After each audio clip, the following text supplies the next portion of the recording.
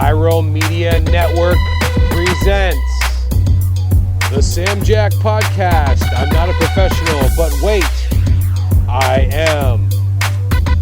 Today's guest, founder and executive director of Hip Hop for Change, Khafre Jay. Welcome to the Sam Jack Podcast. In 3. Ladies and gentlemen, boys and girls, children of all ages, welcome to the Sam Jack Podcast. I'm not a professional, but wait, I am. And today, to my virtual left, we have a very, very special guest, one that defines entrepreneur, self-made man, someone who really just has made an impact in the last 6 years and longer than that, but specifically with the group he does now. Khafre Jay from Hip Hop for Change, founder and executive director. How you doing, buddy? Good to see you. Welcome to the show. Right on. Thanks for having me, man. I'm doing good. I'm alive, well, kicking, still fighting the good fight, trying to end this good old white supremacy, man. Absolutely. And for those that you don't know, we'll get into the details and really what you guys do. But quickly, you guys are advocates, obviously to end white supremacy, but to dispel hip-hop, the myths of hip-hop. Just give us a quick rundown of what you guys do for those that don't know. Yeah. I guess our mission statement on paper is Hip Hop for Change is a 501c3 that advocates social justice through the culture of hip-hop, raising funds for causes that enrich the lives of marginalized and historically oppressed communities. But what that looks like is like a three-pronged attack where, number one, we are employing people from the community to get out there as a grassroots educated street team, doing fundraising and standing in really affluent neighborhoods where people don't generally look like me, and having tens of thousands of conversations a year about race. Also, education, going into schools, teaching K through 12. And throwing fat-ass hip-hop shows just to make sure that we can put local artists on and get them paychecks, specifically the artists that are too positive, too progressive, too political for KMBL or the mainstream media. So,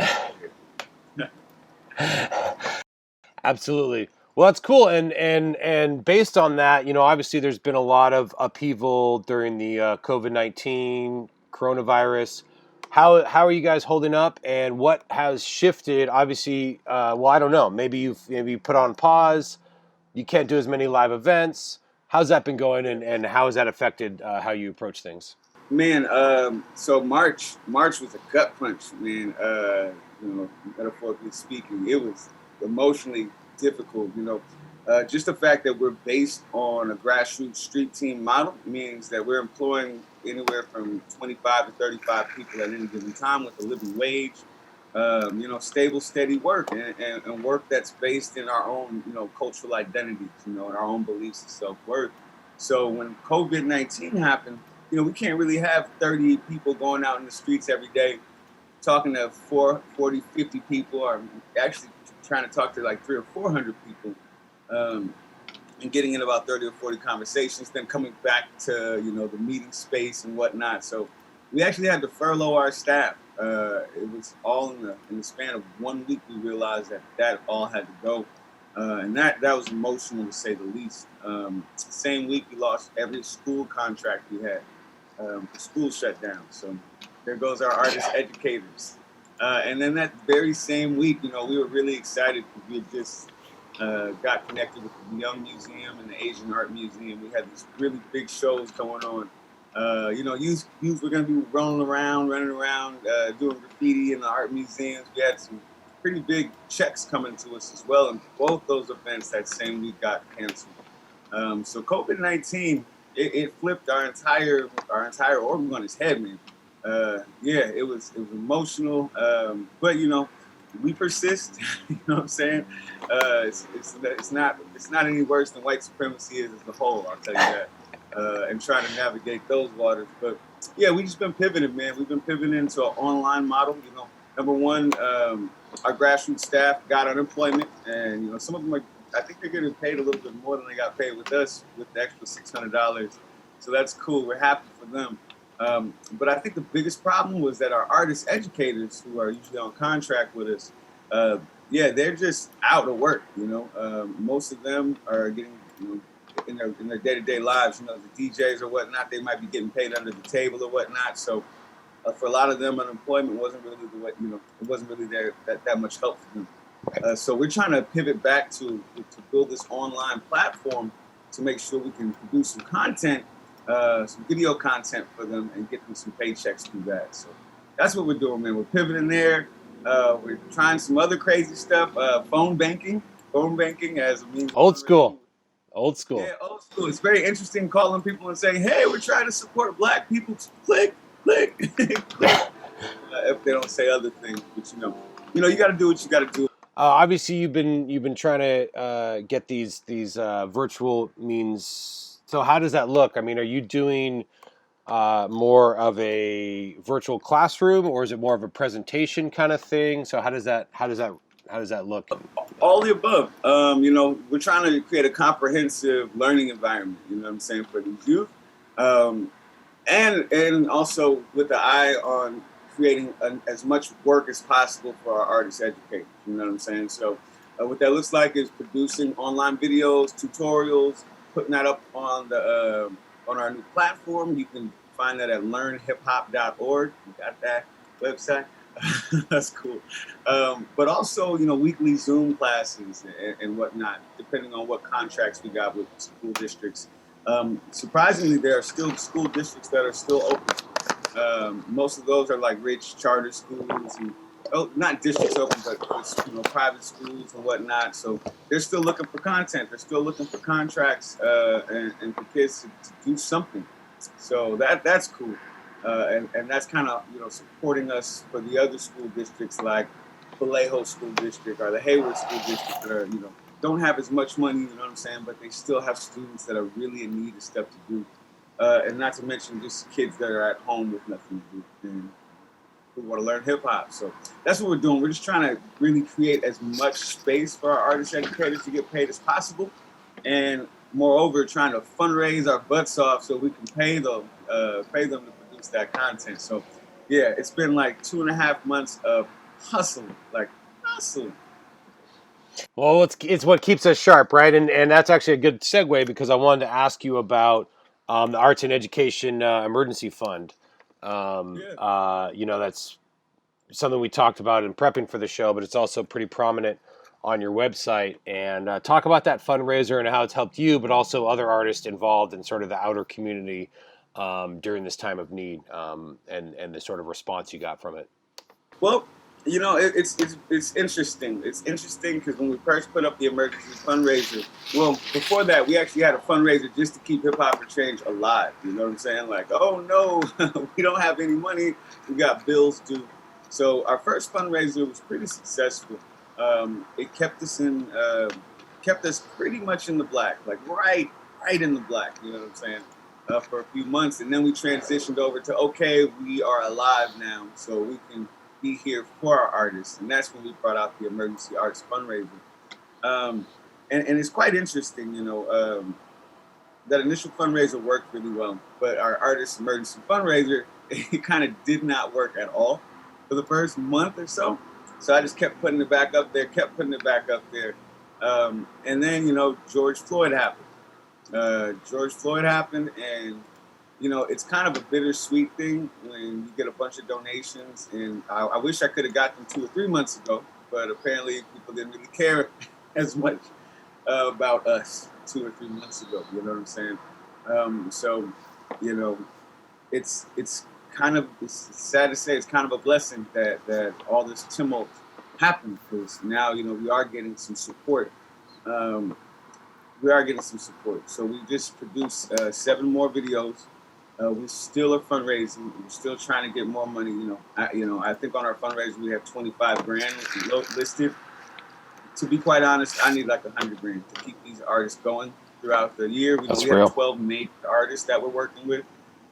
We probably have 25 artists that we work with as artist educators that we get fingerprinted, tuberculosis tested. We get them trauma informed, and then we wrap them in an insurance bubble so they can go into schools legitimately. Liability in the 21st century. And not even just general liability coverage. Actually, one thing that California is requiring right now is sexual health, sex and molestation policies as well. Um, Safe work environments. Yeah. yeah, it's really, really important. We got to protect our youth. And, what adults have done to youth in the past is ridiculous. But that insurance and the cost of that insurance is wildly prohibitive for a lot of educative nonprofits to actually to purchase. So we were fortunate to be able to do that as well, because just making sure that hip hop teachers, you know what I'm saying, it shouldn't matter that we're hip hop, but we have everything going against us anyway. Just having that trust deficit of walking in there as hip hop, so to be able to wrap them in all the insurances they need and tell people, yo, they're TB tested, fingerprinted, all that. People go, really? You guys are official? Huh? We're like, yeah, we're educated, But yeah, man, we got 12 artist educators that we work with just every single week, and we got about 25 we work with in total. So to keep all of them paid, I know my emergency fundraiser says 25K, but we're almost $1 million nonprofit right now. We need all the help we can get. So, yeah. Yeah, I mean, it's good to be realistic about it. The last guest I had on was talking about, his freelance rate when he puts in a bid. And, there's certain hourly rate that you think of that you're going to do for the specific skill, for a certain discipline or craft, if you will. But he said he has no qualms with charging $100 an hour, because you have to think about not only the time you're spending on that specific project, but as a freelancer, entrepreneur, self-made business, it's the cost of the insurance, it's to keep the lights on, it's all the time you took for your training and training your employees, and all the costs associated with getting them. Tuberculosis tests ain't free, right? Like, all that stuff does not just get handed to you. So it's kind of like when you're in a restaurant, you got to think in thirds, right? Well, there's food cost. You got to charge like 3 times the amount of what the food costs, because you're also paying the staff, keep the lights on, all that kind of stuff. So I applaud you for thinking in that holistic, sort of larger, not necessarily out of the bubble, but out of the framework of just like, okay, it's not necessarily a 1-to-1 ratio, right? So The interesting thing, like, there's a lot of writing right now, especially in the philanthropic sector, about foundations creating deficits in nonprofits, because they're saying, hey, we'll give you 10 G's to do a project, but the way they write it, you can't even write in your administrative costs, confidently. You can't even write all the other stuff that goes around it. So for every 100 grand they're giving out, they're creating 10 grand of deficit or 20 grand of deficit, because people really can't add in all the true costs to their grants. Let alone, just what we really need is nonprofits anyway. So the need to really value your own self, number one, and figure out how to talk to foundations and whatnot. But even just as fundraisers in general, like, you gotta value yourself. I remember when I started doing my workshops, I think I was doing like $500 a workshop, 5-hour workshop, going into schools and whatnot. And we always provide free education for students that can't afford it. And then I started looking and seeing what other people are charging for these crappy little workshops, coming in and doing some wonky stuff that nobody even cares about. And it just kind of smacked me in the face. Like, man, I literally could have had 20 more G's in my account last year if I'd have just valued myself, Another thing is like, I go from $500 for a workshop, and now we're charging, a lot more for it, and we never turn down broke students. So it's always on a sliding scale, but you got to ask for what you want. And generally speaking, now, we're giving out 50, 60 grand in free programming right now. You know what I'm saying? Every year. And it's kind of interesting, because that number, I would teach those kids anyway. But because I value my course like that, I can tell people we give away 50, 60K in free programming, as opposed to saying, we gave 10K in free programming, because I'm not valuing myself appropriately, because, all these other people go in with their for-profit ventures, and they have no problem saying, I'm worth this. Certain people are taught to value themselves, but especially when you got minorities, women, any minority groups, things like that, we've got to be taught to not just go low so we can be accepted. You know what I'm saying? Matter of fact, quite the opposite. Absolutely. People do not want to work with you unless you are charging and valuing yourself for what you think you're worth. Yeah, a couple of things there. First, just to hit off that point, in my own experience and other guests we've had on, it's the higher the budget, the less they nitpick your process. The lower the budget, their money is, per dollar is worth more to them. So therefore, they feel like they have to have their hands on. And also, as you were saying, as it relates to women of color, minorities, and all that kind of stuff. And when you come in and people judge, the hip hop organization, that's part of what you're doing, right? Is to dispel those myths. So you're not only doing that in the service that you provide, but you are faced with it in your organization when you approach new clients, or when you actually start interfacing with them, and this comes up, even though they're sort of hip to it and they want to teach their kids or whatever. It's like, oh well, you approach that same sort of stigma and that same sort of issue that you're trying to dispel in your interaction sometimes. Is that not true? Yeah, think of it like this. I walk up to you and I'm like, yo, man, the sky's falling, the world's about to blow up. You know what I'm saying? Oh my God, like people are dying. Hey, do you have $1 to help me fix this? You know what I'm saying? And people like that doesn't make sense to me. You just told me the freaking world is blowing up and you want $1? You know what I'm saying? That is literally how some people are on the street corner when they're doing their activism. You have to legitimize your own sentiments about what needs to be done. So if I'm out there saying, yo, black people are dying, man, they're killing us. People are being hanged right now. You know what I'm saying? Hey, you have $1? You're like, that's not gonna work. And I think I became one of the best canvassers, one of the best fundraisers I've ever met. Once I was able to tell people literally, yo, can you do $200-300 right now? And people would look at me and say, are you kidding me? And I say, I don't lowball anything for brown babies in the hood. Can you do it? And people go, oh shit, and once you're able to value your movement and set a point where you're gonna literally look at people like, are you crazy? Do you think I should be asking you for pennies? Like, that's the sentiment I get across to people, and they check themselves really quick. They go, ooh, snap, I'm sorry, I did not mean to value what you're doing. Maybe I don't have the $100-200, but you're totally right to ask for it because your movement's that important. You know what I'm saying? Your ask has to represent how important your movement is. You can't sit here and say that the sky is falling and ask for change to make change. You got to ask them for the world. And one thing I tell people, when I ask them for an exorbitant amount of money and they laugh at me, you know what I'm saying? I don't lowball it for babies. It's like, should I be asking for less? And people go, oh yeah, you're right. You shouldn't. Good, because right now 30% of kids in Oakland got diagnosed with PTSD, and that's a higher rate than vets. And African American and kids of color have 50% less access to art classes. So how much do you think I should be asking you for? I got a goal of raising $1,000 today. Can you do $200-300 of that? You know what I'm saying? Or more, and then it changes the conversation. People stop laughing at me like I'm just some crazy person asking for a lot. But you have to value your movement. If you don't value your movement, nobody will. Thank you so much for listening. This is Sam Jack, your host. Make sure to subscribe to us. You can find us on iTunes, Spotify, SoundCloud, or wherever you get your podcast. Just search the Sam Jack Podcast. Thank you so much. You can find us on YouTube.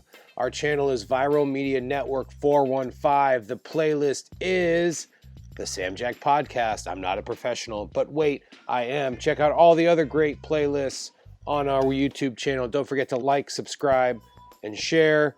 Thank you so much. Let's get back to the interview. Yeah, I mean, that's a good point. I was going to say, it's almost like, as take it for what you will, but like the self-help movement or, the book, The Secret. Whereas, I mean, as cheesy as they are and as much as they're just trying to like get you to buy into their program, there's some truth to it comes from a confidence thing. Or like, if you're an up and coming rapper or hip hop artist, like you're not going to have your first verse being like, well, I'm okay and I'm doing this thing. No, you got to come with your fire, right? And be like, I'm the dopest MC. You just don't know me. And here I go with the freestyle, whatever. But it's like, right? You have to think there. You have to put yourself on that pedestal, not necessarily pedestal, but you got to put yourself in your highest manifestation so other people can see it. people won't see your vision unless you paint it for them, right? I mean, I would even say put it on a pedestal, man. Okay. Silver platter, put it on a gold platter, shine some spotlights on it, and be like, this is everything you've ever asked for. You know what I'm saying? There's no point in us like softening anything for anybody. You know, people say they said, hey, maybe your uniform shouldn't be in white supremacy. I was like, no, F that. You know what I'm saying? It should totally be the biggest, strongest representation of what we're doing. And if people are not down with this, then I'm wasting my time talking to them. You know what I'm saying? Absolutely. Matter of fact, once I put this on, then I didn't have to deal with certain people who didn't agree with me. You know what I'm saying? And it saves my time. And it makes sure that whoever speaks to me is genuine, first and foremost, and that they're down with the cause. And if they are, then I have a higher ROI, return on investment, even you wasting my time talking to them. You know what I'm saying? So if people can't handle you and they can't handle your straight up mission and movement, just keep it going. Keep it going. It's about our investment.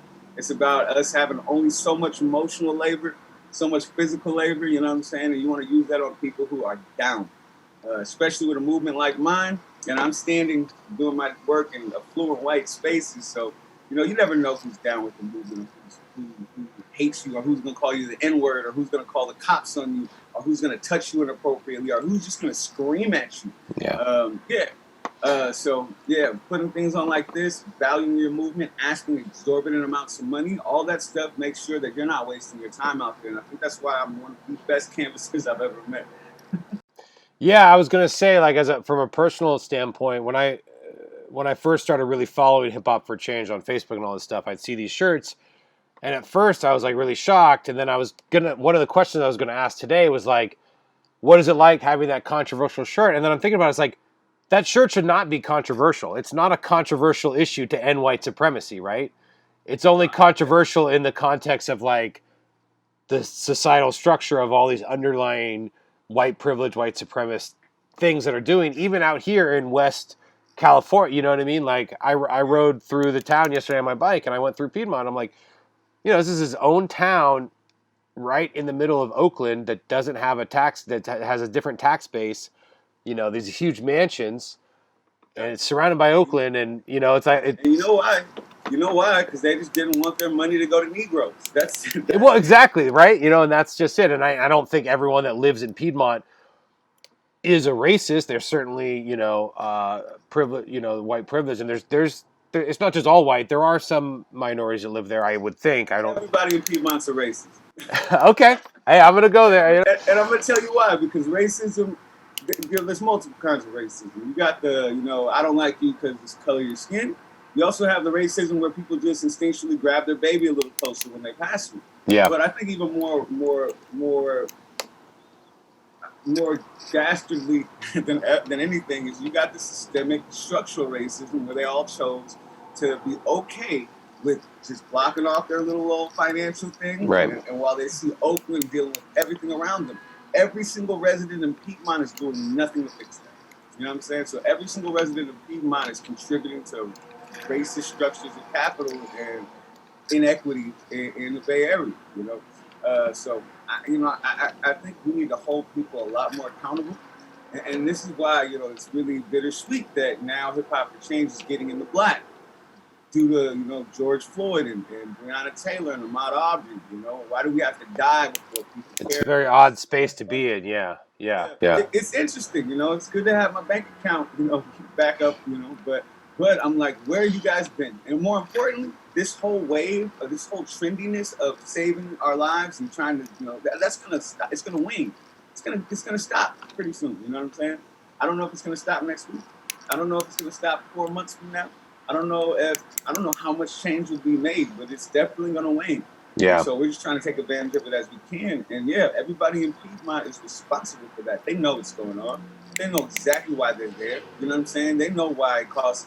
I actually went swimming in the Piedmont pool, and I went up there, and they're like $60 if you're non-resident.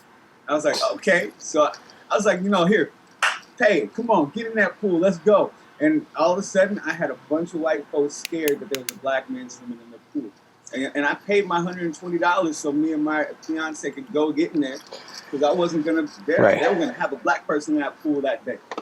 Which is a classic case of like, okay, you played by the rules, and then they still didn't like it. You know. Oh yeah. Shit, you were lucky they didn't pull out the acid, right? I mean, fuck. It's like, Oh, they didn't pull out the bleach and yeah. but their Fuck. babies definitely went to the other side of the pool and Man. like looking at me and all kind of stuff, and I was just soaking it up. I was loving it. I love those situations because that is my job. If anything, is to be a cultural activist. You got to make people uncomfortable, right? Yeah. Oh yeah, I'm making comfortable people uncomfortable. I wanted to get back to that point about we shouldn't have to die, or people in the African American community, Black community shouldn't have to die, or people of color in order for justice and the system to change. And it's going to wane, like it kind of if you go back to the 2014-2015 Mike Brown, Trayvon Martin, all that era of protest, Eric Gardner, Philandro Castile. Sorry, I'm butchering. I'm just that era. 4 or 5 years exactly. It goes on Oscar Grant, right? Like locally, but how that happened, and there were a bunch of protests, and then it waned, and then now 4 or 5 years later it happens again, and it's yeah. Let me tell you what doesn't ring, and what is really good for that. Like, let's go back to Occupy, right? Yeah. Occupy Wall Street brought into the lexicon of America the 1%, just the idea of the 1%, right? Yeah. And arguably that protest created the space for Bernie Sanders to even get as big as he got. You know what I'm saying? Bernie Sanders doesn't happen without an Occupy Wall Street, period.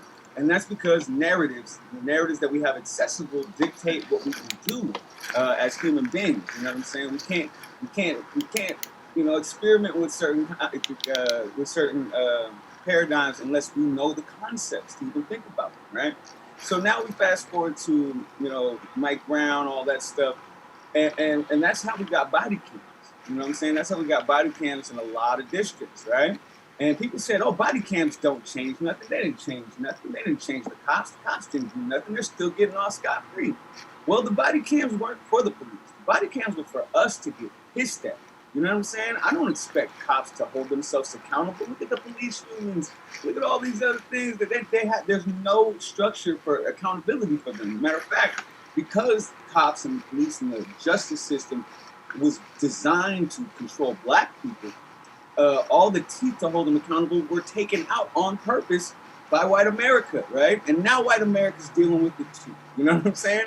Because oppression for anybody becomes oppression for everybody, period. You know what I'm saying? So, yeah, you got the Justice Department who has no accountability now because it was made to get us, Black people, and put us in our economic place. You know what I'm saying? But that's not what it's for. Body cams weren't for them. Body cams, I never thought body cams were going to do anything. And you can see how you can literally have a video of somebody killing a Black man and then cops still get off scot-free. Right. But the lexicon, the words that get into our lexicon because of body cams are the same things that cause the outrage today. You see what happened to George Floyd, right? That pent up anger and rage that comes from us seeing 5-6 years of people dying left and right, and nothing really happening, right? In time where we were like, man, I wish we could get this stuff on film. Maybe change will happen. And then we had 4 or 5 years of getting that stuff on film, no change, and then just get angry and angry. So I think this definitely will wane. White America will win, and I think for us as a nation, we're just trying to get out as much change as we can while people care. You know what I'm saying? Like, see how much we can defund over here. See if we can get body cams in Alabama. See if we can, all this other stuff. Let's see how much we can get. No knock warrants? Like, what the hell is that shit, right? Like, well, I'll tell you like this. Number one, white kids smoke more weed and they're easier to catch, right? But you can't justify a 6 a.m. no-knock SWAT team raid on little Timmy and little Billy, right? But you can do it for little Tyrone, right? White America's been fine with us dying left and right. They're fine with that. And Black people smoke less weed than y'all. You know what I'm saying? And that might be the economics. I don't know. Don't tell Snoop that. He might take you up on that challenge, right? I think he's been trying to even that out. But again, I'm just gonna say it. Suburban white kids are easier to catch, right? They do more drugs, right? They get faded more, but you can't justify no-knock SWAT team raid at 6 a.m. Idle hands, right? Yeah. Yeah, it won't work. So we got these systems. We got these systems of oppression for Black and brown people. But if y'all, if and I say y'all, you know, if white America doesn't get its act together, white America is going to start getting no-knock SWAT team raids too. Because you got to understand, this was a system of racism that was built and designed to push capitalism forward for white America, right? That capitalism beast doesn't really care about white or black. You know, it's capitalism. And so pretty soon, these neighborhood lines aren't going to be so redlined and so stark. You know what I'm saying? Pretty soon, well, there's more white people than anybody in America. And now, you know, if you go to the Midwest or something like that, where heroin and OxyContin is killing a lot of white folks, man, they're starting to get a lot more no-knock SWAT team raids in those white communities who are dealing with meth and dealing with all this other stuff, and it's just a shame. So we've been screaming so long, this is not fair. I'm a man. I'm human. And yeah, people got to understand, capitalism does not care about our races. It just cares about the buck right now. You know what I'm saying? So right now, we are so segregated that it's still impacting Black people more than anybody, except indigenous people. I want to throw that out there, right? For sure. That was the initial, that's the initial reservation. But this type of internal colonialism, this model where we just take from these Black and brown communities through justice, through debt peonage, right? Through like police coming through and basing half of the money for a city basically on police just predating on people, giving tickets and putting them in jail and whatnot. That's a system that is being created and reinforced. Now it's being reinforced with military equipment. You know what I'm saying? Yeah, tanks and all the military weaponry. Yeah, it's insane. It's insane. I just shared a picture. Petaluma has a tank, and I'm like, what does Petaluma need a tank for? Who? I mean, Oakland doesn't need a tank. You know what I mean? No, like they don't. Yeah, but Petaluma. I mean, what are they? You know, in case the chickens start attacking, I don't know, but just look at who that tank's going to be used for, right? Right. You have a Latino family, right, that has a bad day, right? Bad day. And the day before, there was a white family that had a bad day, but, you know, you just have some cops come in and it's all good. But the Latino family, oh, no, now you got a tank. And, I'm from Hunters Point, San Francisco. I've had tanks on my block. You know what I'm saying? I've had the 6-wheel vehicle and woke up and walked out and had my whole block cordoned off with tanks down and, you know, people in flak jackets and all that. And, you know, and I'm like, what's going on? Oh, well, you know, they're having a domestic issue and he doesn't want to come out. I'm like, okay, so now we turn into Iraq. Right. A domestic issue, but it looks like an international issue, right? It's like... Pretty much. But that's because Black and brown people don't get to have mental bad days. We don't. You know what I'm saying? When we're 15, we are men now, and we now get to get brutalized and beat. And I shudder to think what women get as soon as they grow a pair up here and how cops treat them. Because oftentimes we talk about Black men getting killed more by cops than women, and that's the case, right? But we're not talking about the systemic violence put on women in the Black and sexual assault. Yeah, straight up, man. So, you know, all these structures. It started with us, but it's going to end with all of us, and that's why I'm at least heartened to see that, you know, when we get all these windows smashed in, it was a very diverse crowd of I don't want to say looters or rioters, but rebellion. It was a diverse rebellion. You know what I'm saying? Yeah. I actually wanted to touch on that because obviously there was, as we talked about, there was some pent-up rage, there was some pent-up aggression, and some of that violence spilled over, but we also had perpetrators, plants in there, there's this stuff about planting the bricks. So, but none of that matters. None of that, all that stuff doesn't matter. And the reason why it doesn't, number one, is the police have a monopoly on violence. First off, right? So they can kiss my left and right butt cheek when they talk about we're violent, right? Police have a monopoly on systemic violence and murder and death and destruction in our communities. Number two, we don't own anything. Black and brown people don't own shit. And y'all have never let us own anything. So when we're burning down and breaking stuff, we ain't burning down our neighborhood. That's not our neighborhood. You know what I'm saying? If I'm a Black man and I want to go get health care, I have to leave my community. If I want to go get education, I have to leave my community. If I want to get insurance, first off, they're not going to give it to me. They're going to charge me higher, but I still have to leave my community. So yeah, so the target, like, you got lunch lines around the block right now. You got 1 in 5 kids having food insecurity or going hungry. And you mean to tell me that you don't understand Target being burned down and broken into, or Best Buy? Like, I get that. I get that if I get anything. But I think the most important thing that I want to say on this is that we keep talking about peaceful versus violent, right? This is a false dichotomy, straight up. And it's a false dichotomy meant to put the onus on the people who are being murdered and beaten down and oppressed, rather than the people who own and control violence, the state, right? Yeah. So if you oppress 100% of a community, somebody's going to be mad enough to respond violently. That's just probability. You know what I'm saying? There's not one person that will put their paycheck for the next year on the fact that nobody will be violent. You know what I'm saying? If you oppress an entire community, that's just how it works. You know, so you see this other person over here, and they say, oh, well, that's some white kids that are breaking. I'm like, yeah, what's the revolution supposed to look like? You know what I'm saying? It's supposed to be, yeah, what's it going to look like, right? And you say, oh, well, these kids are doing this, or these guys are doing this. Like, why are we arguing about people's responses to systemic murder being not eloquent enough for you? You know what I'm saying? Like, right. It's not our responsibility as the proletariat to take being killed and murdered well, right? Especially when we're locked up in the house during COVID, you know? So we got to control the narrative. We got to make sure that the news media doesn't get to set up this false dichotomy of violent versus non-violent. There's only one right way to respond. Well, and also just get lost in the minutia of who did what. I mean, it's the concept, it's the idea of, and also when you feel like the system doesn't work for you and there's nothing that you can do, what else are you supposed to do than to spill out into the streets?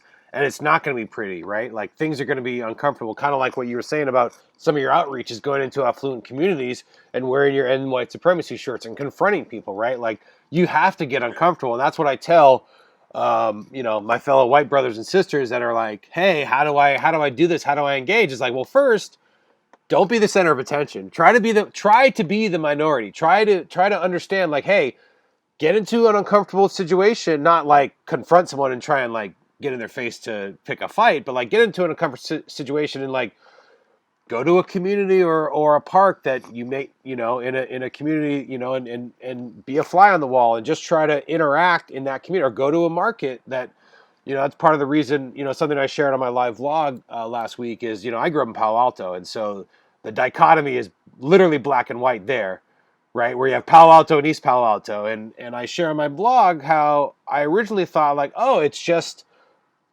because Palo Alto is an expensive place to live.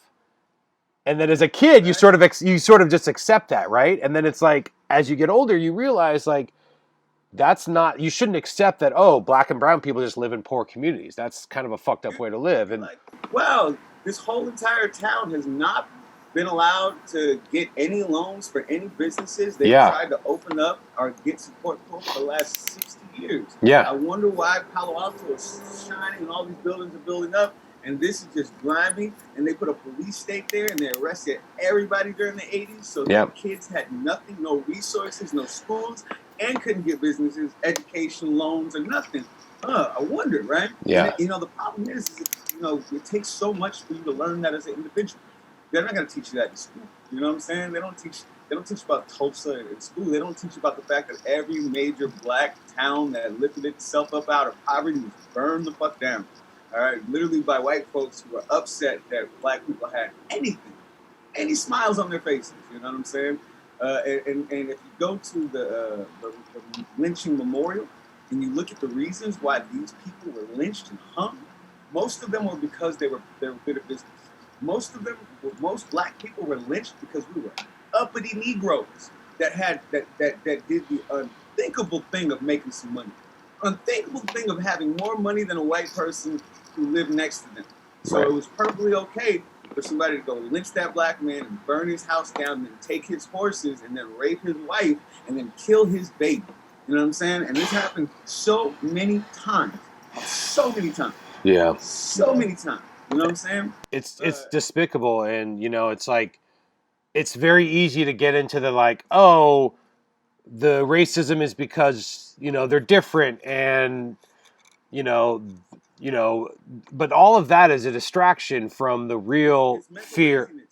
right? You know, I Is think creating this imagery of savagery and unrefined and uneducated and creating these structures to keep them down like that. It's just to perpetuate this and distract you from really the economical intimidation, I guess you could say. and it's literally internal colonialism. You know what I'm saying? You look at Britain when they went over to India, and they take the ability for them to educate themselves. They take the ability for them to create their own economic base. Now you can't even make cotton. You know what I'm saying? When you're the ones that did that better than anybody in the entire planet, right? Yeah. They're doing the same thing when it comes to these hoods. I don't like calling them ghettos, but it's these hoods where literally we have to pay in. We have to pay just like every other American, but we're not allowed to access any of the programs, right? Once you know, welfare, for example, was not created for black people, nor do black people or any brown people use most welfare. White people to this day still use welfare, and that was created to help out white GIs and all this other stuff after the Depression and whatnot. It wasn't a problem, it wasn't an issue until black people were allowed to use it too. And they said, okay, all right, y'all Negroes can also get welfare. And the next thing you know, 10 years later, you have the concept of the welfare community. You know what I'm saying? Or this black woman who just has 85 babies by 20 different dudes, and she doesn't want to work, and she's eating lobster, right? She's eating lobster off of welfare money and doing nothing like that. Like, this stuff is so insidious, you know? And what it creates is, it literally is the justification for our oppression. Look at it today with hip hop, you know? Right now, America is more segregated than it's ever been in history. We're not wet nursing, white babies no more. You know what I'm saying? Just keeping it straight solid. Hell yeah, man. That's what this podcast is all about, man. Pull no punches, please. And so we're more segregated than we've ever been, right? And that's one of the reasons why I created Hip Hop for Change, because just because white folks don't know us, personally, doesn't mean they don't have opinions about us. You know what I'm saying? And I see those opinions when I'm walking down Piedmont Street. And most people with babies, like almost half the people with babies, will grab their babies close as they pass me. I tell them, I don't eat babies. I'm full. Right? I don't eat babies. Your baby's safe. You know what I'm saying? I got to say something, right? I got to say something. Yeah. They literally grab their babies so hard. I've seen people put babies in fight or flight mode. Like, are we in danger? You know what I'm saying? But, I think that's not because they've had dinner with me, bro. It's because of media representations of black and brown people, right? And especially when it comes to hip hop, right now the consumer base for hip hop is 70% suburban white men between 18 and 24. And everybody buys what they vibe with, right? So you got to ask yourself, why do white kids vibe with us doing Molly Percocet and not being able to enunciate? You know what I'm saying? Why do white kids vibe with us looking like what they think? You got to understand, we've had narratives sold about black and brown people since birth of the nation and before. You know what I'm saying? The way white American media has portrayed black bodies has never changed. Yeah. Not once in history. Al Jolston, right? Yeah. Yeah, straight up. And we owned hip hop for a second. It got real black. It was like circa 89, 90, 91. Yeah. And then they said, oh, wait. No.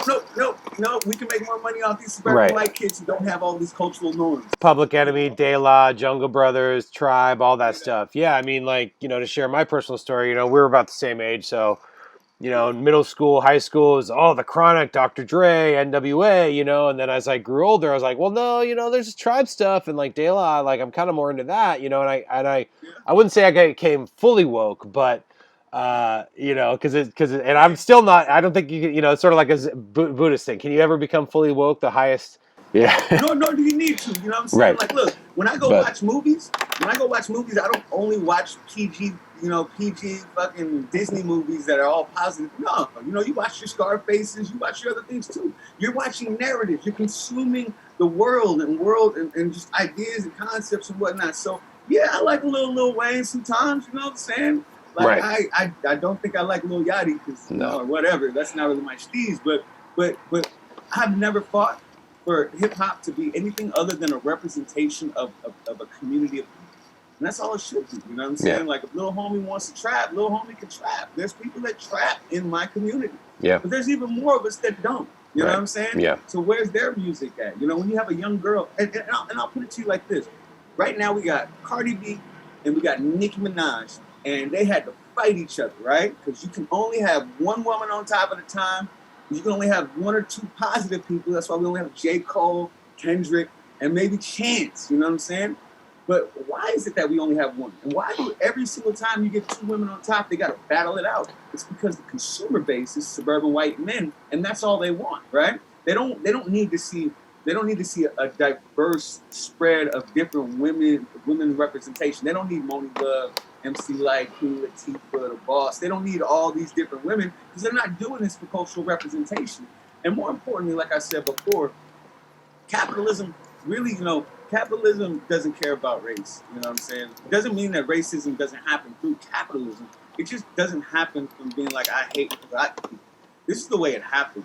It happens by taking the efficacy from people and taking their stuff and using it against them. Number one, if you're going to sell millions of units, if you're going to invest in the money it takes to sell millions of units, you're going to have to do the thing that's most probable to make money, right?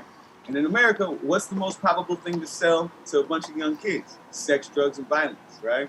It's the most probable thing. If you're fucking selling Carl's Jr., you're going to sell it with Kate Upton's breasts, right? Yeah. If you're going to, All My Children, General Hospital, that shit is about pathology as well, you know what I'm saying?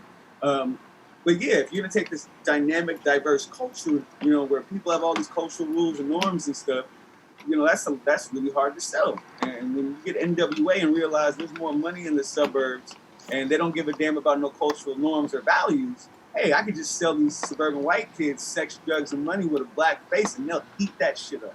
You know what I'm saying? So slowly over time, that's what it becomes. And then you get Tupac's, right? And Snoop Dogg's. And then after that, you get the 50 Cents. And then you get the Young Jocks, right? And it just gets worse and fucking worse. And then you get the Young Thug.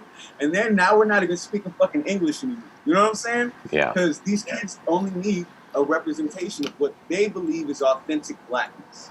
And what they think we are. Thank you so much for listening. This is Sam Jack, your host. Make sure to subscribe to us. You can find us on iTunes, Spotify, SoundCloud, or wherever you get your podcast. Just search the Sam Jack Podcast. Thank you so much. You can find us on YouTube. Our channel is Viral Media Network 415. The playlist is the Sam Jack Podcast. I'm not a professional, but wait, I am. Check out all the other great playlists on our YouTube channel. Don't forget to like, subscribe, and share. Thank you so much. Let's get back to the interview. So I wanted to relate that back into the riot and looting because I wanted to play you this clip. I don't know. You're probably not a huge fan of Joe Rogan. I don't know if you are. More or less, he got some dumb ideas. Yeah, he's been very controversial. I think some ways I appreciate him because he doesn't just give liberals and Democrats a pass. He holds them accountable. But I think he's a little right-leaning. But he had a guest on. Now, this is an Indian American, East Indian American Republican, just to context, if that even matters. I hate to put labels on people, but he's talking about you were talking about how corporate America does not care about race and how you see, and I want to get into why this segues into your Hip Hop for Change doesn't accept corporate donations, sponsorship. Let's say capitalism doesn't care about race. Capitalism, America cares about race a lot. Sorry, let's make that distinction because that's exactly what I meant. Thank you very much. Capitalism doesn't. So let me play this clip, but basically what it's saying is that, it's talking about all the corporations that have latched on to the Black Lives Matter, the George Floyd thing. So let me play you this clip. I'll screen share it with you and then get your reaction, all right? Look, we are living in a society where the culture is against you. We are living in a society where, the cultural elite, the commanding heights of American culture, and you're living in a society where you don't have real power there. And you're also living in a society where you have corporate America. Look at these protests right now. Amazon supports the protests, right? Amazon supports the protests. Citibank's CEO. It's the people with the most accumulated capital in America are also on the side of this protest. Why? Because in my view, they use identity politics and racial politics. They want to split the country along those lines. Every single day that we're talking about identity politics and having debates about race, we're not talking about. They really want to split the country along the lines? I think they just want support for their company. And they think that it's a good PR move. It's a good brand. It's a branding move. And here's the thing is, and this goes back to the coalitions of the parties, right? So the Democratic Party caters largely to these white affluent women, basically, is the base that they mostly I know the space well. I'm closely affiliated with the space. I want to see Joe Biden do the yoga base. I'll pay right? for that. And so, for people who are more or less doing well, as things are, right? They've got their health insurance. They've got a job where they're treated like a human being with humanity. They can get their Uber Eats. They can get whatever they want on demand, right? Their way of virtue signaling is on identity issues. And if you only confine the conversation on policing to like, let's deal with this, let's have more body cameras. Like if you keep it in that lane, that's very comfortable for them, right? If you have a broader conversation about a society that, has decimated unions, has decimated working class power, about who has power in the society and why, like that's more of a threat to them. So yes, for corporate brands, it's very comfortable to have like, let's have a diversity initiative. It's less comfortable to say, no, let's actually value the worth of everyone. Let's actually have a different set of power. Let's actually not have corporations able to give unlimited money and buy off our politicians and then be able to go work on your boards, et cetera, et cetera. Like that's a very non-threatening conversation. Yeah. That's how you end up with, was it Bank of America who sponsored the movement continues? Yes, like the Black Lives Matter. Black Lives Matter, the Bank movement continues with D. Ray McKesson, who's a prominent activist. To be cynical, is there another reason why Amazon would support this protest? That this is kind of the death of retail. I mean, this is one of the final nails in the coffin of retail. When you think about all right, so they talk a lot of they go on, but I don't want to get too much into that. But I think you get the idea. First off, the Indian American guy, that dude is he's a piece of shit. I can tell in just a couple seconds of what he said. He seems to have a strong aversion to identity politics. You know what I'm saying? And I've heard that mantra before. I've heard people with strong aversions to identity politics like him. And it shows me it's like, people who don't like identity politics are people who are very comfortable with the way their identity is treated in society.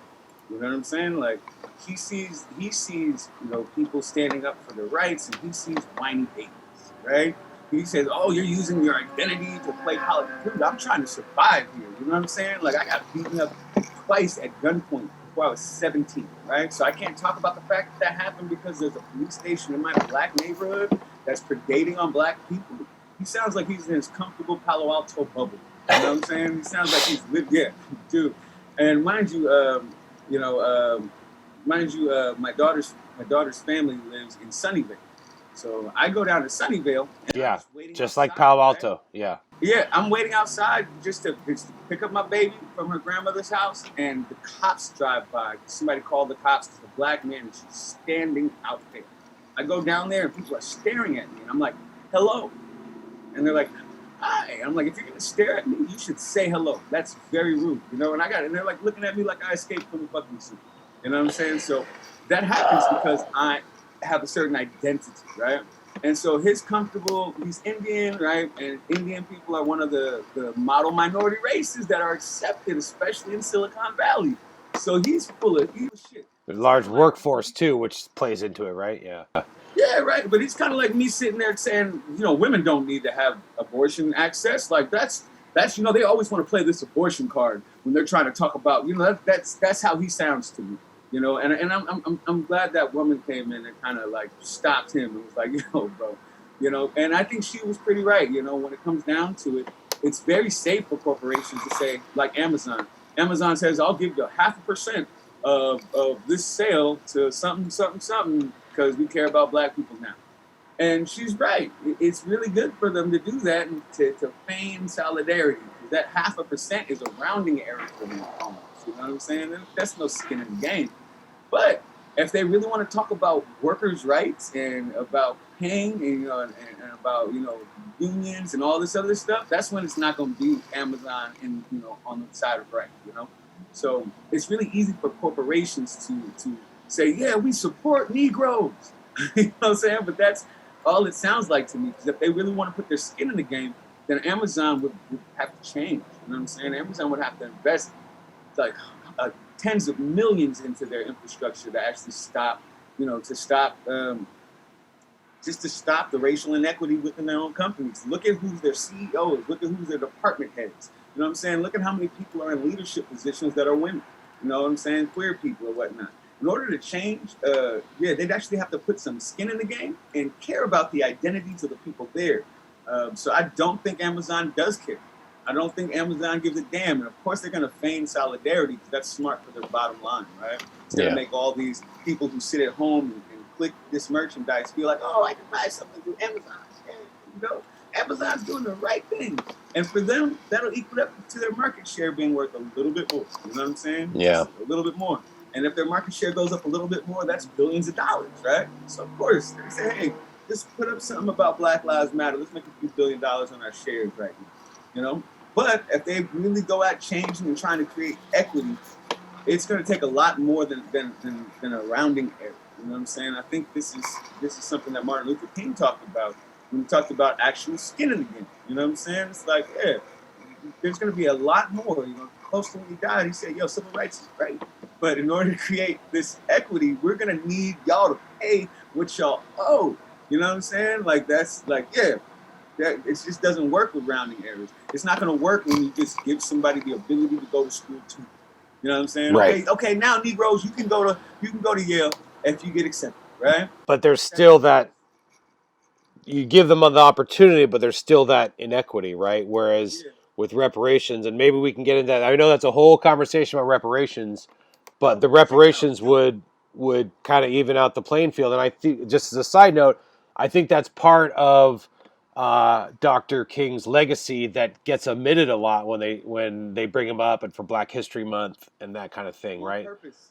Yeah. On purpose. Yeah. Right? Yeah. It's like the only reason why white folks even like King is because he's a lot easier to deal with than Malcolm X. I was just gonna say, yeah, and yeah, mood and whatnot. So you gotta understand, when Martin Luther King died, nobody liked him.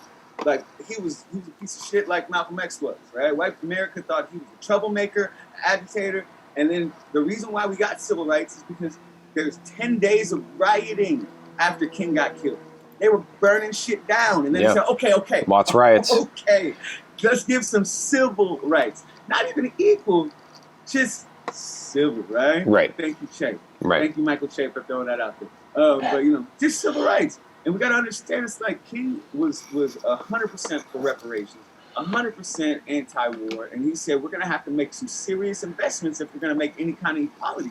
And the cool thing about COVID-19 is we just showed that the country can write $1 trillion check anytime they want to, right? So why not for us, right? The slave owners got fucking reparations.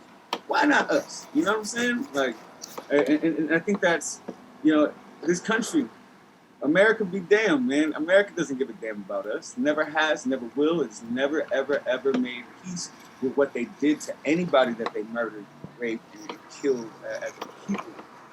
So yeah, pent-up rage is kind of a light way to say it. You know what I'm saying? But you gotta understand, if you run a company, right? If me and you run a company and you're broke and destitute, and I'm balling over you, right? We're just trying to work together.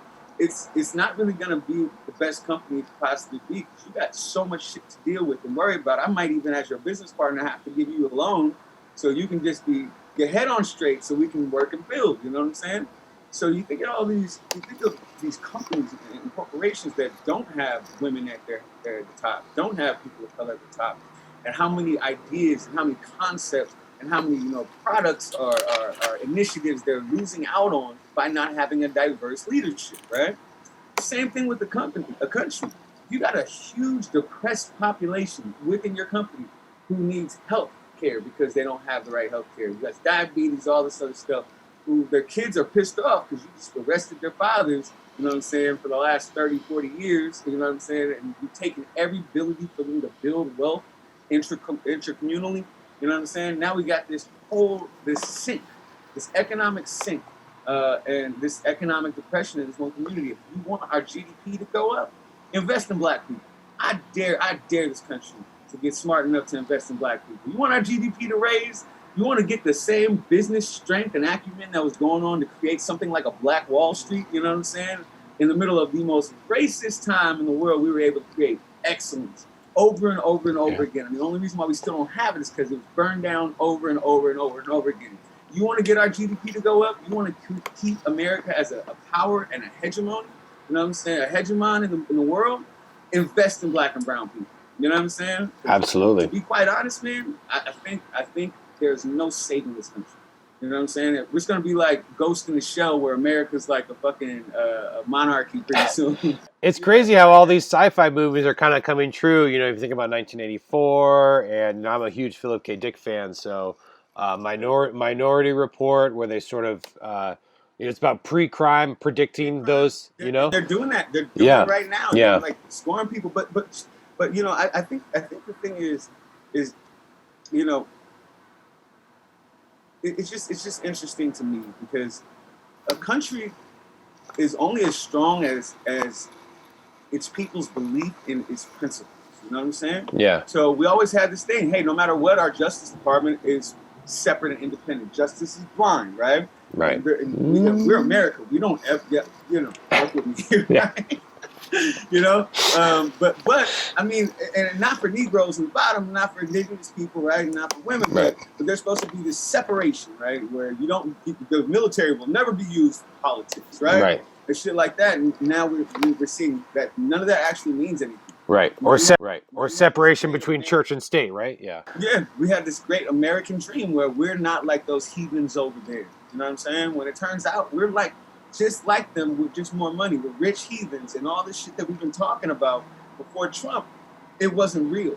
And you got to understand a country is only as strong as its people's belief in its constitution. That's it. And we used to hold that sacred. I also think the Constitution is the most beautiful, you know, drafted political document that humanity's ever created. I think it was, even though it was built on the backs of some slave holders who wanted freedom for them. For sure. And there's a lot in there written about collecting debt that I learned about. You know, those that had the money could keep the money, and you know all that kind of stuff that's not talked about a lot. But I do agree with you about that. So I wanted to mention a bunch of things because I had a lot of, and I'm trying to think about what all I was going to respond to. But one thing for sure is, you know, the analogy I'm going to make is it's kind of like the ozone layer. You know, you got the hole in Antarctica, or Antarctica is melting, you know, basically. I just heard that they recorded the hottest day of 100 degrees Fahrenheit in Antarctica. Or maybe it was the North Pole. I forget which one, North or South Pole, whatever. But everyone's ignoring that, right? Not everyone, but like, it's out of the human consciousness of like, hey, we're just going on with our daily lives. Like, but if we have a problem with that, like our Earth ecologically is going to have problems, right? It's the same sort of concept, right? If we don't have a holistic, you know, approach to the health of our economy, the health of our people, the health of our communities, the health of our institutions, the separation, the checks and balances between judicial, executive, and legislative. Thank you. I was like, wait, when am I going to drop the ball on that one? But you know, it goes back to that greater. There used to be at least the ideal or the sense of this greater good, right? And that, you know, not that it was necessarily a good thing, but the separation, the separate but equal. And I think it brings it up. And I was going to ask you about the new Watchmen series on HBO because it brings up Tulsa. And in that alternative universe, there's a reparations, right? But I think it mentions that, you know, the economic strength of being, you know, because of the separation, not that I'm necessarily advocating that, it forced the black community and you know, ethnic communities that were separate from the white supremacist economy to build their own economies. And then you found this health, you know, this self-sustaining sort of community and thriving businesses, right? So to be able to find that and to integrate it and to figure out how to you know, if reparations is part of the answer, for sure, you know. We wouldn't need reparations if we were actually integrated, but we never were integrated.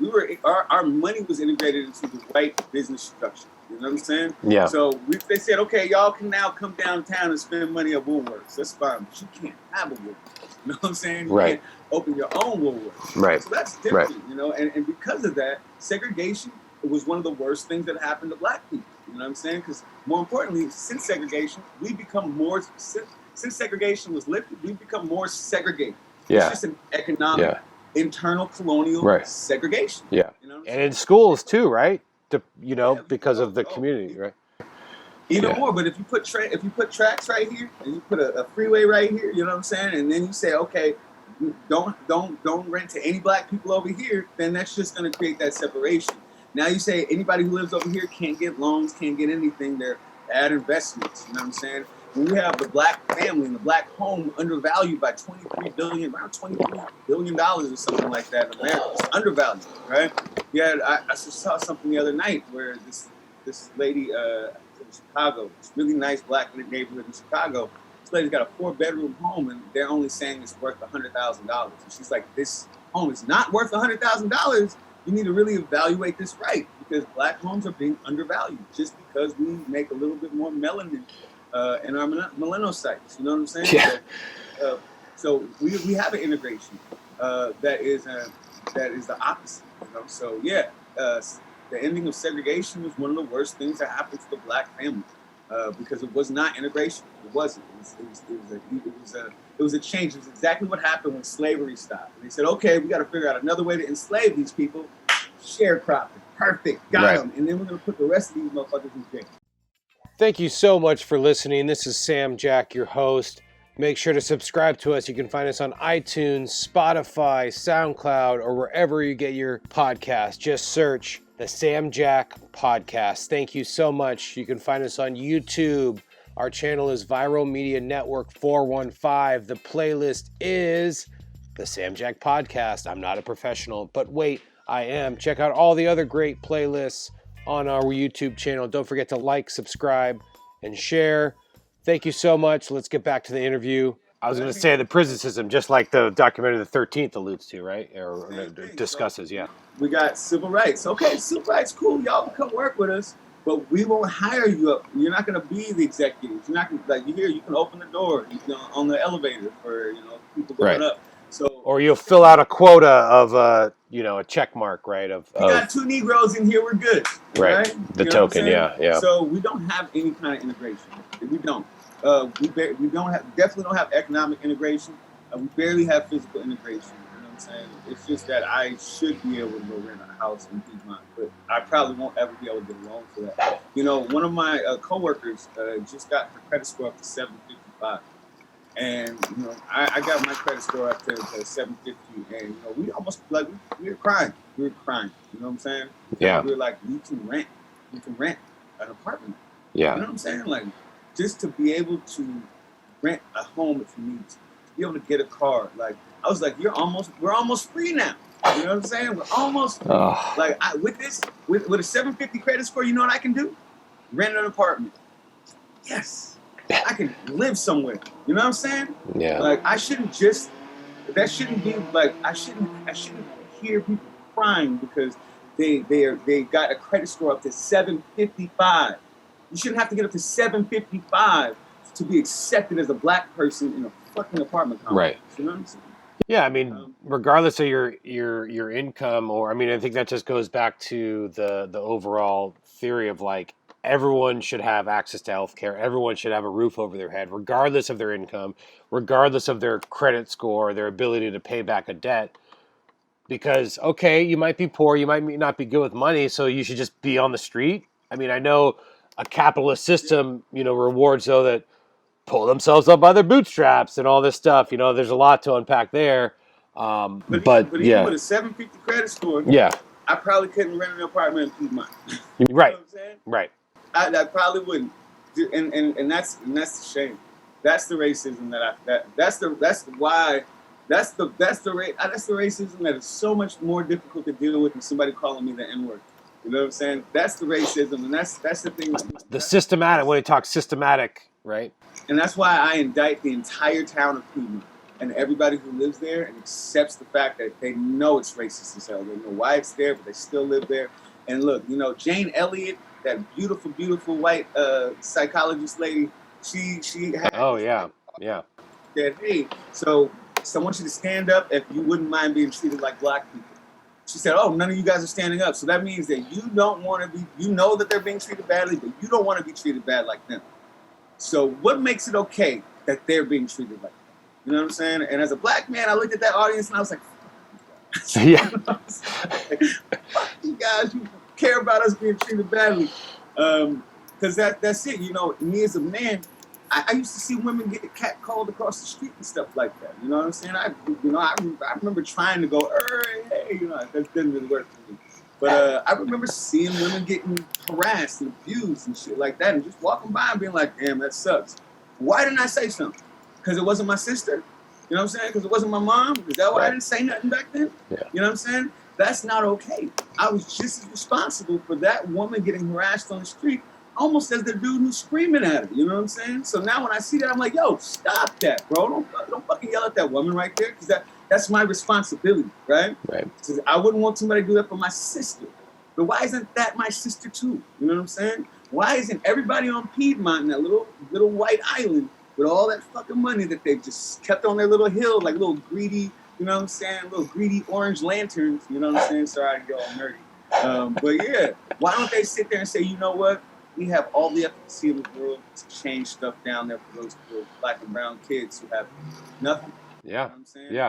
Yeah. And you can start by just incorporating it into the city of Oakland. So the tax base is incorporated into, that would be a start. But you also have two different schools in Piedmont. One is really white and one is also really black. And it's stark. Look at Marin. Are you talking about Piedmont Elementary on Piedmont Avenue? Right, because Piedmont Avenue is technically still in the city of Oakland. So that's within the Oakland School District. So you go up into actual Piedmont, completely different school district, and that just goes back. Marin, if you go to Marin, yeah. Right? San Rafael, you got Marin City right here, and then next door you got the other school, and there's all white over here in the Marin City. And guess what? When they got hella money to give in their school, they still gave more money to the rich ass white school. Right. Still. And these kids in the black school have no computers, no nothing. You know what I'm saying? Yeah. So, yeah. I mean, you even see that within Oakland because of, and I learned this through my friend. Our daughter's about the same age, just about a year, but they have school-age children, and there's this whole lottery system to get into the better schools that are in the wider neighborhoods. So people with more influence and have more access to this process. Some people that live in the hood, they don't know, they're uneducated about this process, or they don't really know how to work it. They should have a fucking lottery to send white kids to the poor schools. Yeah, absolutely. Absolutely. They should be like, hey, you guys got hella money. You go to the shitty school. Yeah. You'll be fine. You'll be fine. You got computers and Wi-Fi at home. Well, and I'm conflicted because that's what I want to do. I live in an area that has, in the Diamond Laurel district, and the public schools are not rated that well. But I want to be able to go to a school that's first of all, that I can walk to. I can walk my kids to. I don't have to bus them around. You know what I mean? But also to expose them to different cultures and different backgrounds, and to also show that, hey, there's a lot in common that we have. Getting back to that kind of thing where it's like there is racial disparity, but we can come together knowing that there's the disparity working together and knowing that we have more in common than separate, right? That's why I'm worried about systemic racism more than anything. You know what I'm saying? Because you just making a decision where to put your fucking kid is rooted in racism, and that's happened historically. Period. You got to take that consideration as a white man with a white baby. You also have to be like, hey, I want my kid to grow up around somebody of color, just right. So But make sure they get a good education. That's the other thing is like, hey, if we go to this school that's rated low, are we going to get a bad education? Like, but also like it takes a community. So maybe I can go in there and help volunteer. And I think that's what it takes is, families and communities to help with the school. We can get into the whole, that's a whole different podcast, but the dysfunction of school districts and the lack of resources for public schools. Yeah, I mean, you're right. I mean, it's something that, like you said, when one community isn't doing good, it reflects the whole community, and that's it right there in a nutshell, right? I mean, it affects, When you invest $1 into a community, you're gonna get like $2 or $3 in return in economic prosperity, right? People are gonna start spending that. So we sit here and we look at half of Oakland's budget is going to police. That's sick. That is sick. When kids don't have computers, that is sick. How's half of the budget going there when kids can't eat food? Kids don't have lunch. Kids can't pay for clothes. Kids can't do, what are you talking about here? You know what I'm saying? So, again, you look at what somebody spends their money on, you look at what they value, right? We do not value our children. We value policing them, brutalizing them, and sending them to cages. right? And so yeah, I think we, it's just reparations. Number one, reparations are great. You know what I'm saying? I think people need to get paid what they need to pay us what they owe. White folks owe us a lot of money. You know what I'm saying? White folks owe us a lot of stuff, and we'll take a check for now.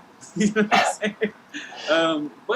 But we also need people like you that say, hey, I want my kids to grow up in a school where there's not just white kids, right?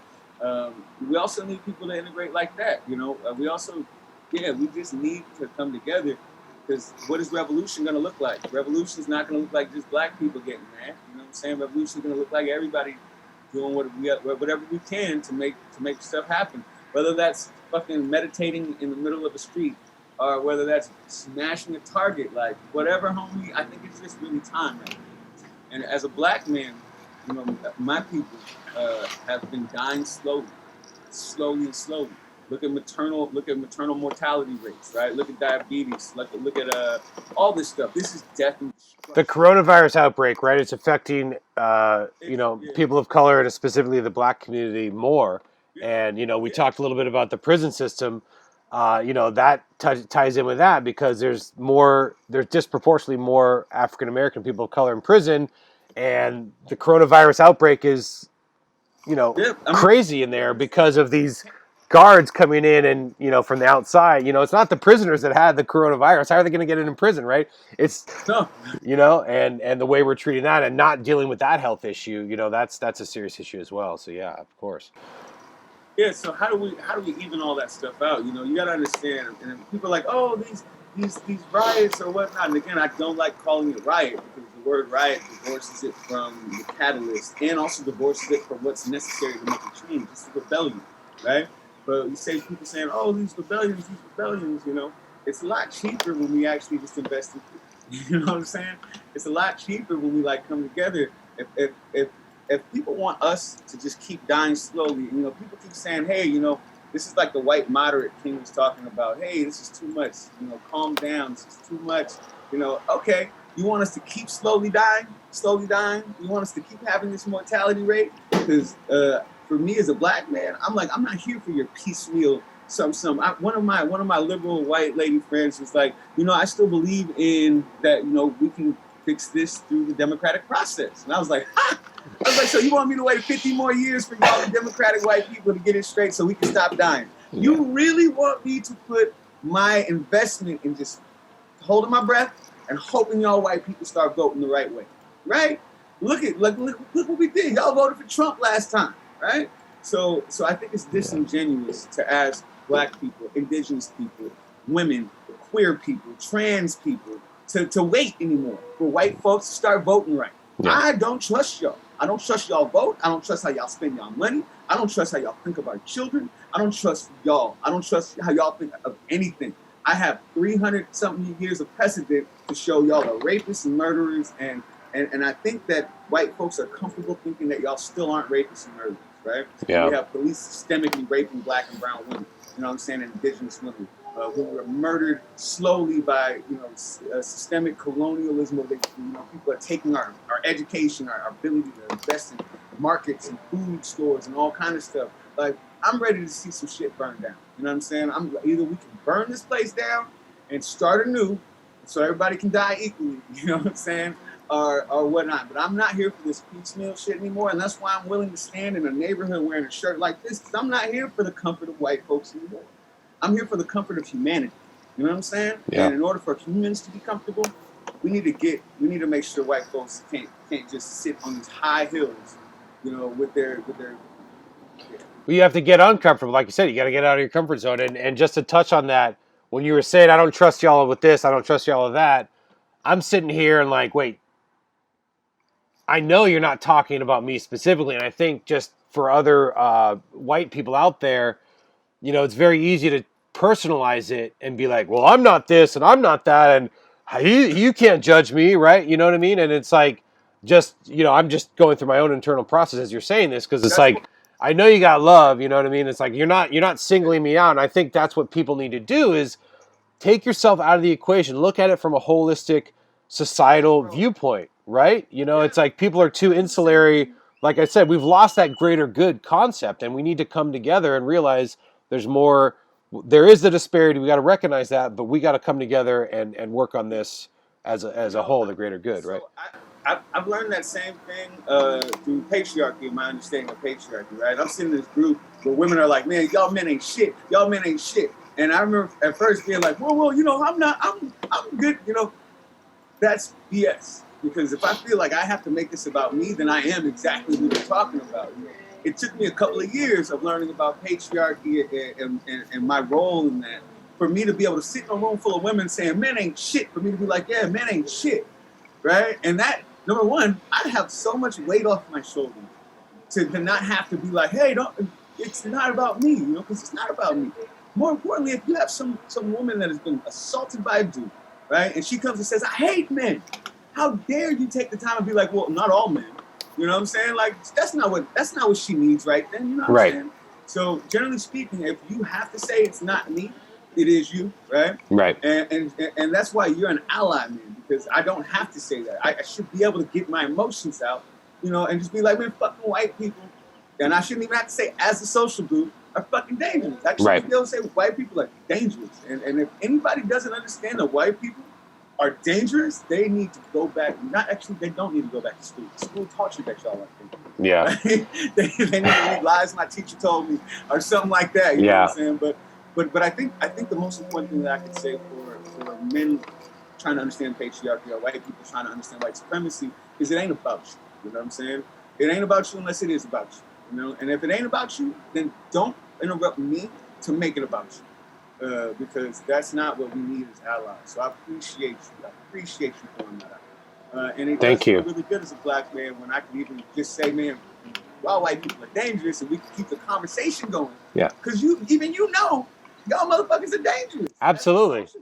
Well, I've experienced it, and especially, you know, since my time. That's part of the reason I moved to the East Bay is to expose myself to that. And I found early on, you know, getting back to that point, that and also just sort of, you know, catching the vibe is that, like, self-deprecation goes a long way. If you're able to make the joke first and be like, yeah, I'm a fucking silly cracker, you know what I mean? And just be like, you know, and just humble yourself. And you know, I found that a lot in, you know, kind of like that yo mama joke kind of realm of like, you know, like, why are these black people like joking about all these black stereotypes about themselves? Like, oh, you're so black in this, or your mama's so this. And I was like, and I realized there's a way to like diffuse. It's, I mean, I can't, again, I don't want to speak for black people, and I'm not, you know, I'm not an authority on any of this, but like, it kind of goes back to using the N word too. Is like, if you take the power back of yourself and you basically humble yourself to be like, these are all just social constructs, and it's really about the relationship and the sort of interaction that we have with each other is more important than whatever sort of constructs or social disparity that we have, or racial. It's 100%. It's like, what do you want to get out? Do you want to spend that time to help somebody through their traumatic experience, or do you want to spend that time to teach them about you as an individual? Like, you know what I'm saying? It's like, you know, that's and again, for folks listening to this, it's so much more freeing when you don't have the burden of having to prove that you're the good one. Right? Oh, but I'm the good. That shit feels so bad to have to feel like you gotta prove that. And really we don't, right? If somebody doesn't like you and they don't like you, well, fuck them. You know what I'm saying? If somebody thinks you're an asshole, well, fuck them. You can't do anything about that. You know? But you can also at the same time understand why they can't, you know, deal with you. It's a whole history behind that. And I think that's the important thing, is to make sure that we're selfless, to make sure that we're here for our community and not trying to make sure our community is here for us, you know, especially traumatized communities and whatnot. That's how you're an ally. You're an ally by saying, what do you need? Rather than saying, hey, me, guess what? Me, I'm cool. Can I hang out with the Negroes too? You know what I'm saying? Like OG Pollard, right? Like, we're not going to get into that, but I did want to ask you, I'm going to let you go here in a little bit because we've been talking for nearly an hour and a half, and I know you got a lot to do, unless you can keep going, but I think my wife is waiting on me to take care of the child, so I apologize. We've all got priorities. I don't want to end this because I feel like we've talked about some good stuff, but we've also brought up a bunch of stuff that we could even discuss more for longer. So I hope to have you on the show in the future again. But I want to get back to more we've talked a lot about political, social stuff, racism, white supremacy. But I want to get more into the nuts and bolts of building your organization and from that entrepreneurial spirit. Because when we first met, I think it was on the Telegraph. I was going in to get a beer at a liquor store. You're like, "Yo, Lee Lumberjack," and like you were just, you still do street team stuff now, but you start off as just a small street team and just how you grew. And talk about a little bit of that evolution and what made it successful. And what were the technique just for anyone else out there wanting to start their own organization for change or anything for that matter, grassroots small business entrepreneurship, any sort of advice or stories you can tell in that regard. Yeah, so I was the first Black director for Greenpeace for their street fundraising arm. I learned the whole model.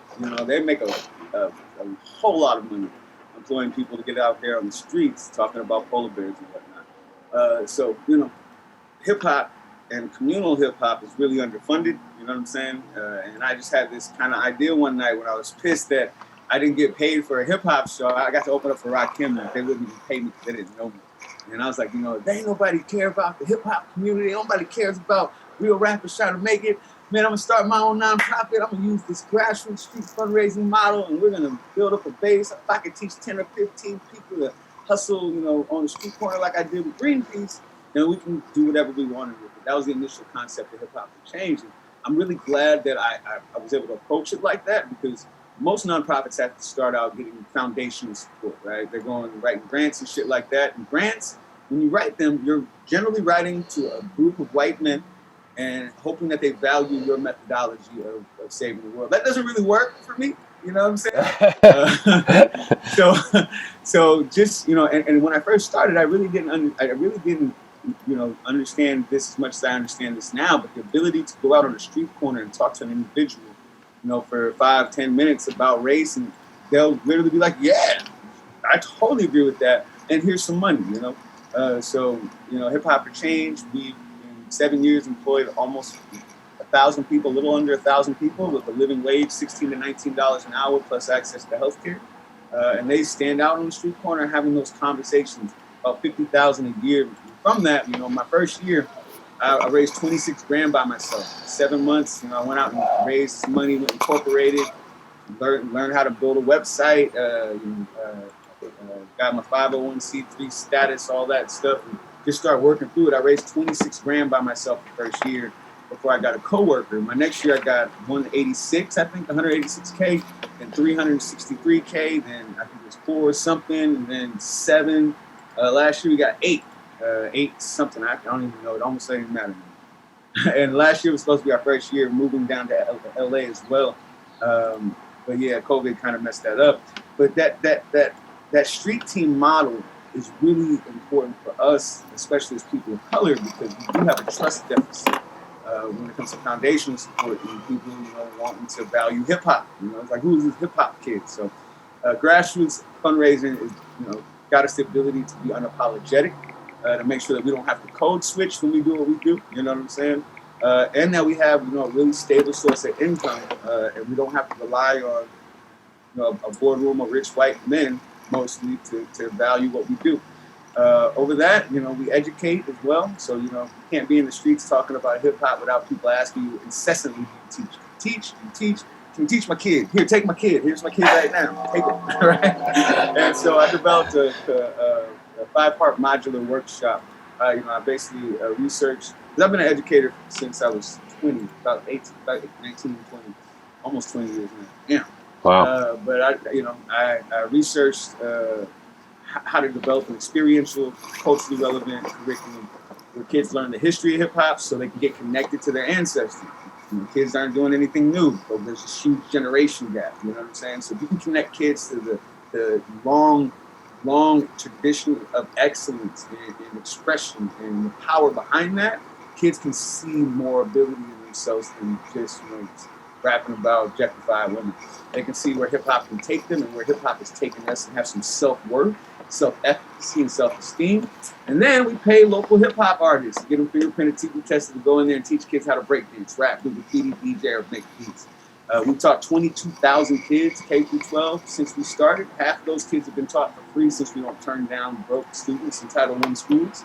it wouldn't be really hip hop to say, nah, I'm not going to teach you little homie. So we're teaching, educating, and I think the most prolific thing that will help us to kind of change the industry is our ability to fully fund hip hop shows that are free in all ages. You know, if I can book Mos Def for the same amount of money that Another Planet will book Mos Def for, you know what I'm saying? But for the Another Planet show, people have to pay $35-$40 to go see him. But my show is going to be free for the babies, you know, all ages, and we're going to have different nonprofits doing work there and gathering, and hopefully Mos Def will want to rock with us instead of Another Planet next time he comes out here. So what we're going to do is create a base, of self-determination for hip-hop events that are community-focused, that, you know, eventually I think you're going to literally take these local hip-hop artists from these corporations who don't give a fuck about this. You know what I'm saying? Yeah. Because they have a fealty towards hip-hop more, I think, than any individual company. That's awesome. And that's great. And that gets back into the, building up the economy of the black community and the people of color. And I wanted to ask you, I don't know if you've caught that Killer Mike show on Netflix where the one episode I saw is the one specific show that relates to this is he tries to do everything. Well, Crip Cola, yeah, but he tries to buy everything. He tries to do everything black, right? He tries to buy he ends up like he goes to Athens, right? And so he ends up on the street because there's no hotels that are black owned and no markets that are black owned and that kind of thing. So it's that concept of like, the keeping the black dollar within the community. Like a shrine. Right. Exactly. Yeah. So, and I think some people, from my perspective, some people get intimidated by that because it's like, oh, well, now they're anti-white, and it's like, well, no, it's not that. It's just it's trying to build up the community because the dollar, as they said in the show, like it goes outside of the black community within 6 minutes or something or whatever or 6 hours or whatnot. Whereas like the Asian community, they keep it within that kind of sort of model. So you got to make more than your bills, right? In order to keep money. Yeah. Right? Even with me, I get my paycheck and I'm like, here you go. But yeah, man, we've been able to liberate almost $3 million in 7 years for local hip hop education. And I say liberate because we go into these affluent white spaces, have great conversations, cross-cultural communication, and then we take that money back to the hood. And we're a black-led nonprofit, but hip hop is the most diverse cultural expressive form the world has ever invented, ever created. I don't think it'll be topped. You know what I'm saying? So, yeah. People ask, do you teach white kids? Well, hell yeah, we teach white kids because I think white kids are being sold a bill of goods, right? How many white kids learned about black experience from Public Enemy? Even NWA, even though they're fake gangsters. That's right? me. Yeah. And hip hop could be a bridge. Right now, it's not. So being able to take that back, hell yeah, I go to suburban schools and teach kids and let them know, like, this is some real stuff. This is some fake stuff. This is what you guys been given. And then when they leave my class, they're like, damn, that's fucked up what they're doing to black people. Yeah, here's some good hip hop for you to buy. You know what I'm saying? Yeah. And that's a great conversation. These are the kids that are going to be holding their babies when they pass me. You know what I'm saying? Or they're going to be the ones like standing on the courtroom, while some black kids or whatever. So we need to create those bridges. We actually need to own the creation of our cultural expression, of the depiction of our cultural expression. Because again, we're more segregated than we've ever been. So hip hop is the way people see us. Hip hop is also the way we see ourselves. So if kids only have access to narratives of pathology, it doesn't matter if it's because suburban white kids have more money than us. We still just don't have the narratives of our capabilities. So that's what we're trying to do. We're trying to build that base of self. Actually, not even trying. That's what we're doing. We're building that base of self-determination. So anybody, black, white, brown, yellow, Puerto Rican, or Asian, can access hip hop. You know what I'm saying? In a true, authentic form. Wherever kids can get hip hop for real, everybody does better. Everybody. Yeah, absolutely. More importantly, it's like, one of our artists said, "Yeah, y'all had our ancestors, but we got your kids." And that's I like that. We got your kids, hook, line, and sinker. It's just about making sure it's a community that's teaching kids what hip hop is and who we are, rather than corporations who don't give a damn about us. Right. That's what I do. Who appropriate? That's great. Yeah, because they'll appropriate the culture and then use it to sell, as we've seen in the commercialization of hip hop. But I mean, I think it's great. I think the diversity that you speak of in hip hop is a reflection of how hip hop is made. Hip hop is sampled from all the, it's a combination of jazz and funk and rock and, some classical elements, or, it's all the sampling of other music put together. And that reflects the diversity. So it's great. And I think, just more power to you. And I hope you just everything goes right. And like, as this goes on, you get into more communities and just branches out. And I know you've even, crossed international borders, and you're starting to work in other countries. So talk a little bit before we go. Talk a little bit about that and sort of the next steps and where you see hip hop for change in 5 or 10 years. Well, Greenpeace, for example, has around 14, 15 offices open nationwide. They're pulling in about $30 million a year from the grassroots street team, and employing about 500 people at a given time. So I think I can double that. You know what I'm saying? And our program needs to be in LA, Baltimore, Chicago, New York, Miami-Dade. You know what I'm saying? So I'm taking this everywhere. We've been fortunate enough to have the State Department send us over interns from Africa 5 years running. But last year, we were fortunate enough to get tapped by the State Department to go down to El Salvador to teach teachers how to utilize hip hop for their kids down there. I mean, hip hop is worldwide. You know what I'm saying? Hip hop is happening where people need a voice and don't have money. Hip hop costs nothing for kids to do, and that's why you see people break dancing and rapping in Syria right now. You got women risking getting killed to rap about women's empowerment in Syria. You got people going against Duarte in Thailand right now with viral hip hop songs, and you can't stop. That's real. So wherever hip hop, wherever kids need a voice, hip hop is going to follow. And that means all these places around the world are also right for us to come in there and help to organize that. Really what hip hop change does is provides an organizational structure that keeps hip hop safe. There's not like people are selling their CDs on the street, but when they do it with us, cops have to leave them alone. You know what I'm saying? People call the cops on us all the time when we're standing out in these white neighborhoods. But the cops have to leave us alone. They don't know you have your ducks in a row, and that's a very powerful thing, There's that stereotype prejudgment, yeah. There's only two ways to accrue money in America without doing Fed time. That's the public sector, the private sector, and the nonprofit sector. Everything else, they will get you. So being able to do that organizational structure allows us to create hip-hop in its true sense. The only difference between the industry and us is that organizational structure. Or the industry and the people's organizational structure. So once we got that, we can spread that around. Every city needs it. So as far as I can spread this, if it wasn't for COVID, we'd be in LA opening up an office right now. And we're looking to Atlanta and New York next year as well. It's going to be 1 year behind. So next year, LA, I'll see y'all down there. All right, we'll have jobs, we'll have education for the people, we'll have fat ass hip hop shows. And the year after that, we'll be in LA, and we'll be in Atlanta. And next and taking over the world. That's awesome. I think that's a great place to leave it. And then also, before we go, just quickly, you want to share your link to your fundraiser and any other event or any other function or classes you want to promote before we go. We'll throw the link down on the screen. I would just say go to hiphopforchange.org. Number one, subscribe to our email list, right? All our shows are free, all ages. Keep you guys up to date with that. We'll let you know if we need help, we need support or whatnot. And just share really cool artists with you, really cool stuff that's going on in the community. So go to hiphopforchange.org and subscribe to our newsletter so we can keep you up to date. Also, we're on every social media platform. So just type in Hip Hop for Change, Insta, Twitter, Facebook. Follow us there. Get involved in the conversation. Remember, hip hop is a communal thing. We're very responsive to our people. So if you need help, if you're a local artist, we got a radio show for you. We're about to build a studio that's going to be free for kids under 24 to 24. I like that. Super cheap for people above that.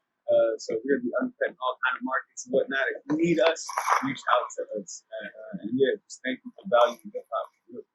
Absolutely. And if there's anything I can do to help, I know we talked a little bit about collaborating with the Services Viral Media Network offers. So I know we'll talk more offline, but anything that I can do personally or with Viral Media Network with my video services, happy to do. And I'm overdue for one of those shirts, so make sure I get one of those shirts. You can, all the checks in the mail, right? No. Yeah, I got you, man. Yeah. I got you. Sweet. No, absolutely, and I want to pay for it because I also want to put money towards the contribution, towards the cause. I think that's a good thing. So even though I'm unemployed, but as you said, my unemployment, I'm getting that same unemployment, so I'm doing okay. But Khafre Jay, thank you so much for joining us. I really appreciate it. And hopefully, like I said, there's other conversations we sort of spurred up. So hopefully we can have you on the show again, and we can further the conversation and pick your brain a little bit more. All right. Great. Thank you so much. And we'll see you next time. Be well, be safe, and all the best with Hip Hop for Change and more of your advocacy and changing our mind, and ending white supremacy. So thank you so much. All right. Peace, y'all. Peace. Have a great day. Thanks for joining us.